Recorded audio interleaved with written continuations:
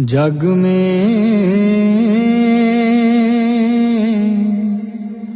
गुरु समान नहीं दाता। जग में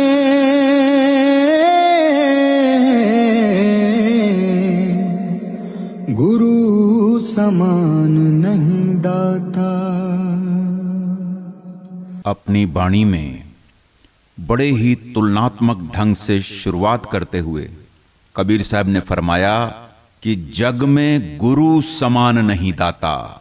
इसका मतलब साफ है कि इस जगत में गुरु के अलावा और भी अनेकों किस्म के दाता मौजूद हैं। दाता यानी देने वाला, जो अपनी कमाई हुई दात जरूरतमंदों में बांटता है। आप देख लो, कोई संत है, कोई महंत है, कोई पीर है, कोई पैगंबर है, कोई जोगी है, कोई योगेश्वर है और कोई सिद्ध महात्मा साधु है। और इन सभी जगहों पर लोगों की बड़ी गहरी मान्यताएं भी जुड़ी हुई हैं, क्योंकि कहीं मनोकामना पूर्ण होती है, कहीं धन की प्राप्ति होती है, कोई औलाद का आशीर्वाद देता है, तो कहीं जाने से लोगों के रोग खत्म होते हैं, कहीं कष्टों का निवारण होता है, तो कोई बड़ी उम्र का वरदान देता है, कोई बिगड़े काम बनाता है।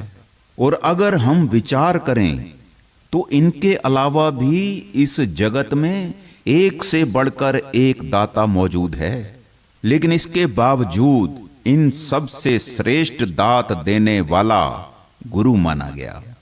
इस बात को बड़े सरल ढंग से समझाने के लिए हजूर महाराज अक्सर अपने सत्संग में एक उदाहरण के जरिए फरमाया करते थे कि जेल खाने में एक परोपकारी गया। उसने कैदियों की हालत पर तरस खाते हुए उनके लिए अच्छे भोजन और जल की व्यवस्था करा दी, जिससे कैदियों की सेहत में सुधार आने लगा। कुछ समय के बाद एक दूसरा परोपकारी आया। उसने उन कैदियों को फटे पुराने कपड़ों में देख उन पर तरस करते हुए उनके लिए नए कपड़ों का इंतजाम करा दिया, जिससे कैदियों की हालत में और सुधार दिखने लगा। और फिर एक तीसरा परोपकारी आया, जिसने उन कैदियों को अपने घर परिवार से जुदा कैद में सजा काटते देख उन पर दया करते हुए उन्हें हमेशा के लिए आजाद करने के वास्ते उस जेल खाने की चाबी दे गया। अब इस बात पर आप खुद ही विचार कीजिए कि सबसे बड़ा परोपकारी कौन हुआ। कहने का भाव सिर्फ इतना है कि दुनिया में दाता तो बहुत हैं, लेकिन मुक्ति का दाता केवल गुरु ही है। इसलिए तो कबीर साहब ने बड़े ठोक बजाकर कहा कि जग में गुरु समान नहीं दाता। अब यहां पर गुरु से भाव वक़्त के पूर्ण संत सतगुरु से है, जो आत्मा को परमात्मा से मिलाने का मार्ग बताते हैं। इसलिए कबीर साहब इन सभी से बड़ा दाता गुरु को बता रहे हैं। वो इसलिए क्योंकि जो दुनिया के और दाता होते हैं वो दुनियावी चीजों को देते हैं। उनकी सभी दातें तन और मन की जरूरतों से जुड़ी होती हैं, और इन दुनियावी दातों की एक सीमा, एक लिमिटेशन होती है। और जबकि जो गुरु होता है वो रूहानियत की दौलत की दात देता है। उसकी दात आत्मा के कल्याण के लिए होती है, और गुरु द्वारा दी गई दात को कोई मिटा नहीं सकता। गुरु नानक देव जी के बोल हैं कि गुरु की दात ना मेटे कोई, दुनिया की सारी नियामतें या दातें यहीं मिली यहीं रह जाएंगी। इनमें से कोई भी चीज जीव के साथ नहीं जा सकती, लेकिन गुरु जो दात देता है वह हमेशा के लिए जीव के साथ रहती है, और उसी दात को पाकर जीव का सही मायने में कल्याण होता है। उसी से ही सदा का सुख नसीब होता है। गुरु ऐसी अनमोल दात देता है, जिसके बारे पंचम पातशाह गुरु अर्जन देव जी महाराज ने फरमाया कि जल नहीं डूबे तस्कर नहीं लेवे, भा न साके जाले। वो ऐसी चीज है, गुरु द्वारा बख्शी दात को जल डुबा नहीं सकता, कोई चोर चुरा नहीं सकता, आग उसे जला नहीं सकती। क्यों? तो आपने फरमाया गुरु का बचन बसे जिए नाले, क्योंकि वो दात वो बचन तो प्राणों में बस जाते हैं। बाहर की बख्शी हुई नियामत तो कोई छीन सकता है, लेकिन गुरु ने जो दात बख्श दी उसे तो बड़े से बड़े ओहदे वाला भी छीन नहीं सकता। सो अब सवाल पैदा होता है कि गुरु ऐसी कौन सी दात देता है जो दुनिया की सभी दाताओं से बढ़कर है? वह कौन सी चाबी है जिससे जीव इस 84 के जेल खाने से छुटकारा पा सकता है? तो इसके बारे आप आगे फरमा रहे हैं। वस्तु अगोचर दी सतगुरु ने, वस्तु अगोचर दी सतगुरु ने, भली बताई बाटा गुरु समान नहीं दाता। आप फरमाते हैं कि सतगुरु ही जीव को एक ऐसी अगोचर वस्तु देते हैं, एक ऐसा सच्चा मार्ग दिखाते हैं जिस पर चलने से आत्मा का परमात्मा से मिलाप हो सकता है। अब ये अगोचर वस्तु क्या है? जो चीज इंद्रियों की पहुंच से परे हो, या जहां तक ये इंद्रियां जा नहीं सकती, यानी जिसको ये आंखें देख नहीं सकती, ये कान उसे सुन नहीं सकते, जुबान उसे बयान नहीं कर सकती। कबीर साहब का यहां अगोचर वस्तु से भाव उस नाम या शब्द से है जो कि परमात्मा का ही रूप है। नाम से आपका भाव किसी अक्षरी नाम से नहीं है। नाम से आपका भाव उस ताकत से है जिसने सारी सृष्टि की रचना की, जिसके आधार पर ये सारे खंड ब्रह्मांड खड़े हुए हैं, जिस नाम के कारण ये सारी कुल कायनात मौजूद है। उसी ताकत को यहां अगोचर वस्तु कहकर आप बयान कर रहे हैं। गुरु अर्जन देव जी के बोल हैं कि नाम के धारे सगले जंत, नाम के धारे खंड ब्रह्मांड, कि सारे खंड ब्रह्मांड और जीव जंतु उस नाम के आधार पर ही कायम हैं, और संत सतगुरु ही उस नाम का भेद, परमात्मा का मार्ग बता सकते हैं। संत सतगुरु ही परमात्मा की ओर से जीवों को रास्ता बताने के अधिकारी होते हैं, और वो परमात्मा के हुक्म से ही आते हैं। गुरु अमरदास जी के बोले हैं कि बिन सतगुरु कोई नाव ना पाए, प्रभ ऐसी बनत बनाई है। ये स्वयं परमात्मा का बनाया हुआ अटल कानून है कि बगैर सतगुरु के नाम नहीं मिल सकता। इसलिए कबीर साहब बयान कर रहे हैं कि वस्तु अगोचर दई सतगुरु ने, भली बताई बाटा, यानी ये नाम का रास्ता ही सही मार्ग है। गुरु अर्जन देव जी ने फरमाया, सिमरत वेद पुराण पुकारन पोथियां, कहते हैं नाम बिना सब कूड़ गल्ला होचियां। ये जितने भी हमारे पवित्र ग्रंथ हैं, स्मृतियां, वेद पुराण शास्त्र हैं, ये सब पुकार पुकार कर कह रहे हैं कि नाम के बगैर बाकी सब झूठ एवं ओछी बातें हैं। आपने फरमाया, नाम निधान अपार भगता मन वसे। इससे होगा क्या? तो आपने कहा कि जन्म मरण मोह दुख साधु संग नसे। सच्चे साधु की संगत करने से जन्म मरण मोह एवं दुखों का सदा के लिए नाश हो जाता है। काम क्रोध कैद कर राखे, काम क्रोध कैद कर राखे, लोभ को लीनो न था गुरु समान नहीं दाता। अब आप समझा रहे हैं कि गुरु के द्वारा बताए गए नाम के रास्ते पर चलने से इस काम और क्रोध को वश में किया जा सकता है और लोभ रूपी जानवर को नकेल डाली जा सकती है। उदाहरण के तौर पर कोई अड़ियल बैल हो, उसको किसान हल में जोत नहीं सकता, क्योंकि वह किसी के काबू में नहीं आता।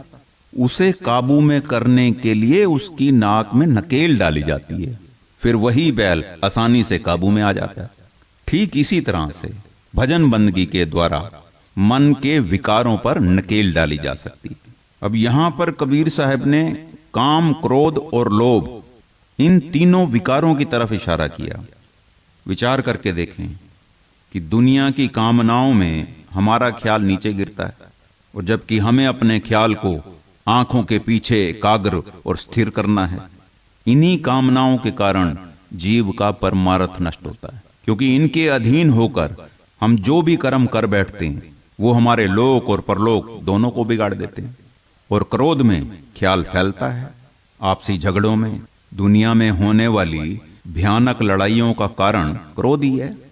क्रोध के कारण ही जीव ऐसे कर्म कर बैठता है जिनका फल भोगने के लिए उसे बार बार इस संसार के दुख भोगने पड़ते हैं। और लोभ जीव को अपनी ही ताल पर नचाता है। लोभी इंसान अपने करीब से करीबी रिश्तेदारों को, मित्र को, भाई बंधु को भी धोखा देने से नहीं चूकता। देखो, इंसान जीवन संचालन के लिए और अपनी जरूरतों को पूरा करने के लिए मेहनत करता है और वह सफल भी होता है, लेकिन फिर भी उन पर संतोष नहीं करता। इसलिए और की भूख और ज्यादा पाने की लालसा का सिलसिला चलता रहता है, और ज्यादा पाने की चाहना में दिन रात खपता रहता है। गुरु नानक देव जी के बोले, पापा बाजो होवे नाही, मोया साथ न जाई। कहते हैं दुनियावी धन दौलत बिना पाप किए इकट्ठी हो नहीं सकती, और मरण उपरांत किसी के साथ जा भी नहीं सकती। आपके कहने का भाव यह नहीं कि पैसा ना कमाओ, बल्कि संत सतगुरु तो हमें अपनी रोजी रोटी खुद कमाने की सलाह देते हैं, हक हलाल की कमाई करने का उपदेश देते हैं। उनका कहने का भाव तो यह है कि इन चीजों के लालच में इतना ना खप जाओ कि अपने मनुष्य जन्म के उद्देश्य को ही भूल बैठो। सो कबीर साहब के कहने का भाव सिर्फ इतना है कि काम, क्रोध और लोभ रूपी विकारों को सतगुरु द्वारा दी अगोचर वस्तु यानी नाम की कमाई, भजन बंदगी के द्वारा ही काबू में किया जा सकता है। सच्चे परमार्थी और मनोविकारों का दिन और रात जैसा संबंध होता है। जिस तरह दिन और रात कभी भी इकट्ठे नहीं होते, ठीक इसी तरह इन विकारों में फंसे हुए लोग कभी भी परमार्थ में सफल नहीं होते। इसलिए पूर्ण संतों ने इन विकारों से छुटकारा पाने के 3 साधन बताए। पहला, सत्संग, जिससे जीव को अपनी मनोदशा का पता चलता है और अपने मनोविकारों के विनाशकारी प्रभाव का पता लगता है। और जब हमें रोग का पता चलता है तो हम फिर उस रोग का इलाज भी करते हैं, और यह इलाज है गुरु के उपदेश अनुसार निर्मल साफ सुथरी रहनी में रहना, बिना नागा भजन बंदगी करना। जैसे जैसे अभ्यास में तरक्की होगी, इंद्रियों के विकारों की जंजीरें धीरे धीरे ढीली होती जाएंगी, और तब जाकर मन इंद्रियों को वश में कर लेगा। भाव, जीवात्मा काम, क्रोध, लोभ आदि विकारों के प्रभाव से मुक्त होगी। काल करे सो हाल ही कर ले, काल करे सो हाल ही कर ले, फिर ना मिले ये साथा गुरु समान नहीं दाता। 84 में जाई पड़ोगे,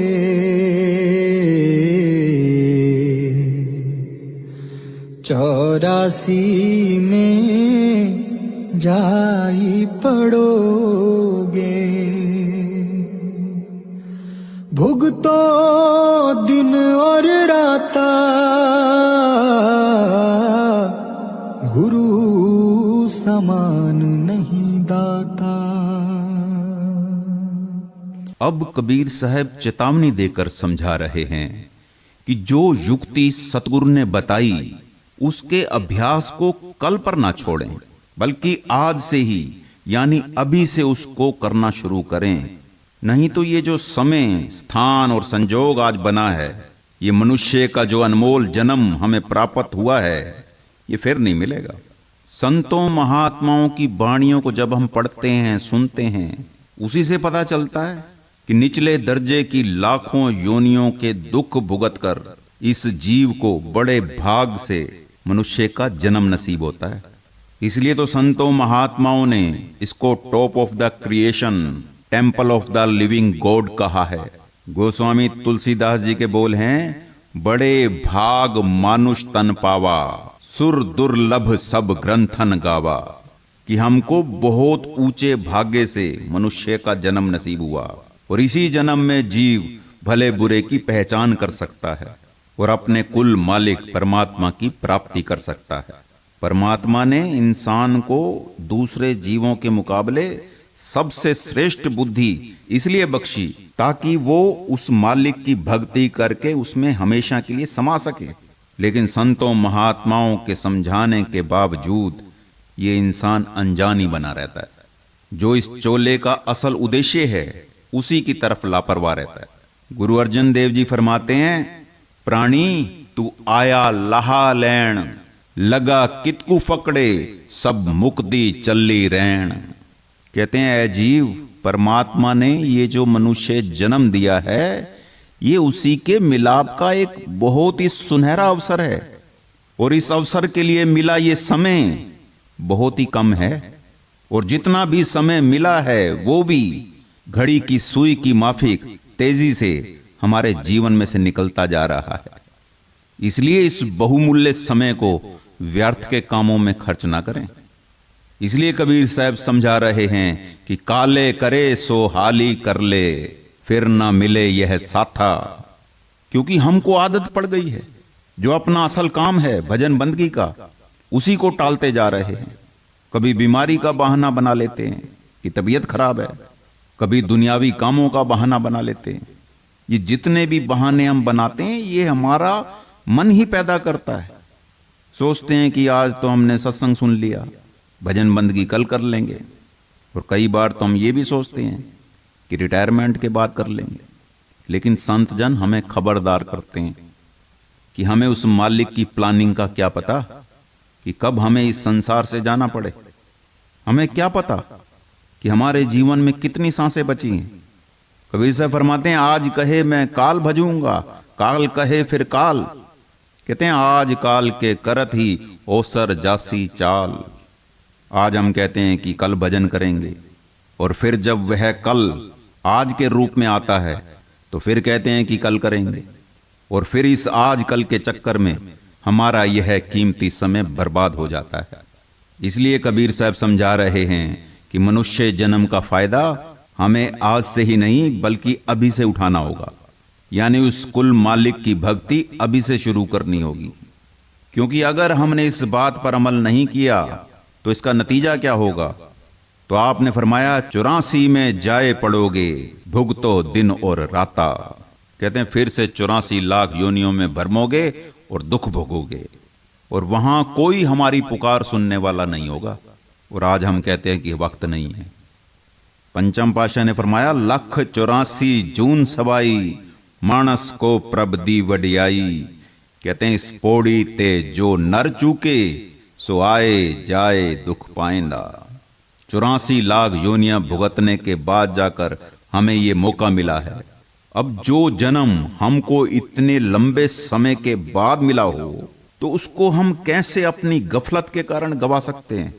इसलिए आप हमें सचेत कर रहे हैं कि अगर हम मनुष्य जन्म पाकर भी अपना लोक परलोक नहीं संवारते तो इसका फिर नतीजा क्या होगा? कहते हैं, भुगतो दिन और राता। कहते हैं, फिर से 84 में जाना पड़ेगा और दिन रात निचली योनियों में जन्म मरण के दुख भोगने पड़ेंगे। सो कबीर साहब के इस उपदेश से हमें यह समझ लेना चाहिए कि इस दुनिया के भोग विलास हमें बंदी बनाकर रखने के लिए काल और माया के फैलाए हुए जाल हैं। इसलिए संसार की इस भूल भुलैया से निकलने के लिए हमें सतगुरु का सहारा लेकर पूरी मेहनत से बिना नागा भजन बंदगी को अंजाम देना चाहिए, क्योंकि आलस के लिए किसी भी तरह की परमार्थ के अंदर गुंजाइश नहीं है जी। शब्द पुकार पुकार कहत है, शब्द पुकार पुकार कहत है। कर ले संतन साथा गुरु समान नहीं दाता। सुमिर बंदगी कर साहिब की,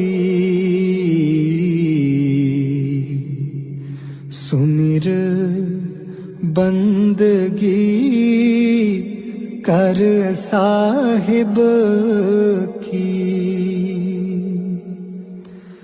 काल नवावे माथा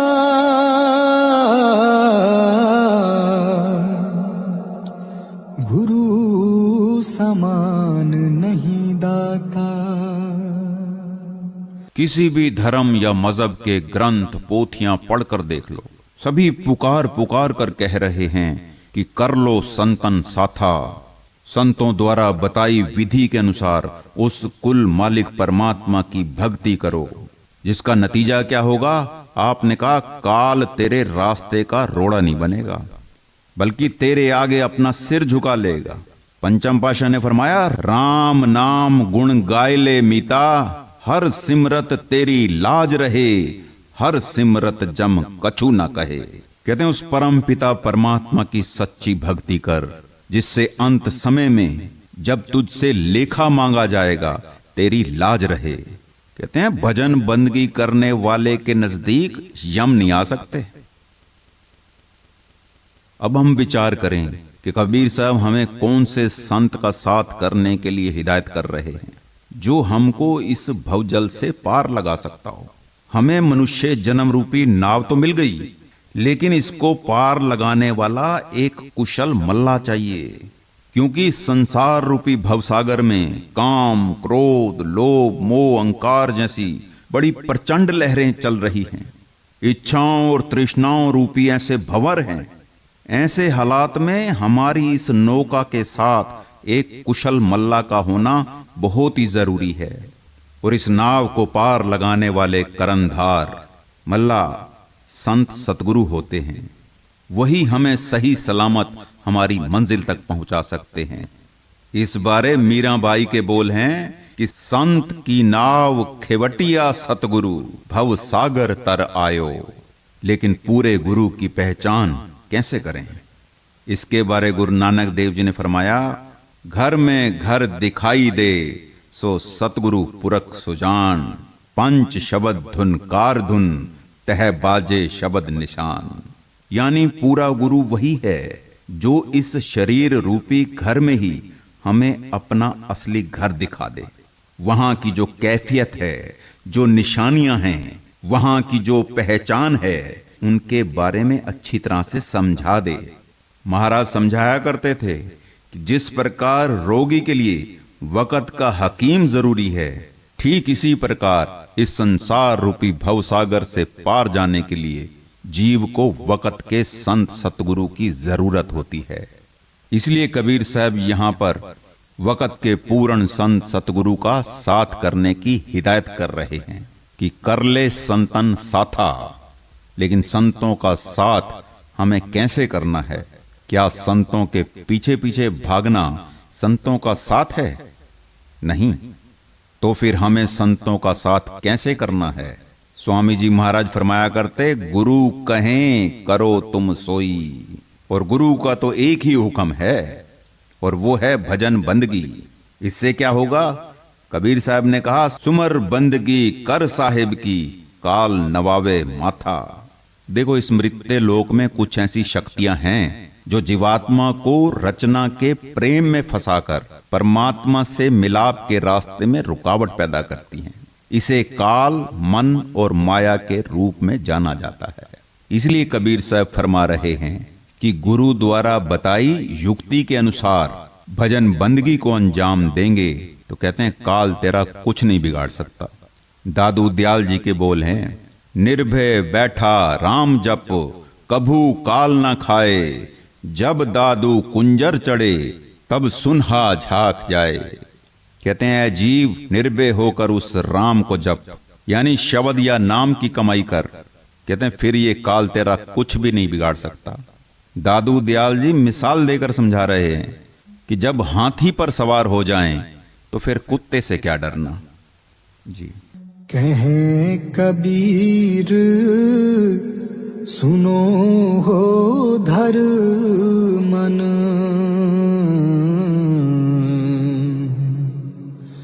कहे कबीर सुनो हो धर मन, मानो बचन हमारा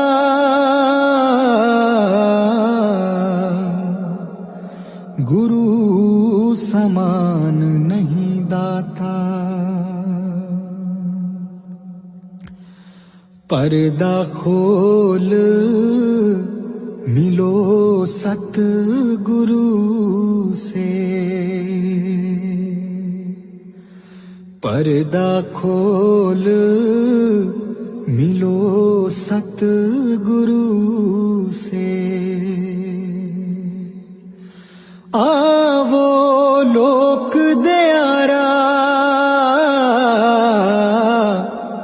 गुरु समान नहीं दाता। इस शब्द में कबीर साहब धर्मदास जी को उपदेश करते हुए हमें समझा रहे हैं कि मानो बचन हमारा, यानी जो सत्संग में फरमाया गया उस पर सोच विचार करें और अमल करें, उस पर चलने की कोशिश करें और सत्संग में बताए गए तरीके के अनुसार परमात्मा की भक्ति करें।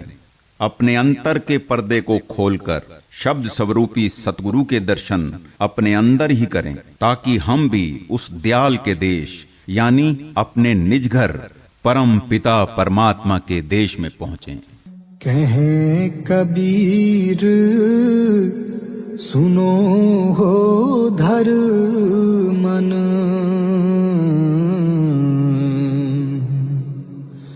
कहे कबीर सुनो हो धर मन, मानो बचन हमारा